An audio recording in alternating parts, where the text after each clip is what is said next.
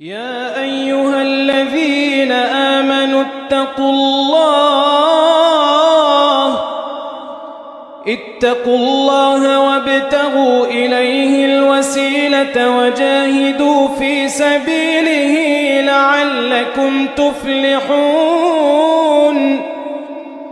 إن الذين كفروا لو أن لهم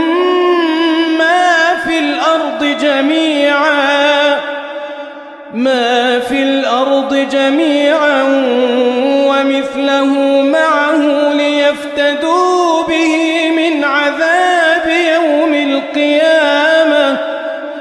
ليفتدوا به من عذاب يوم القيامة ما تقبل منهم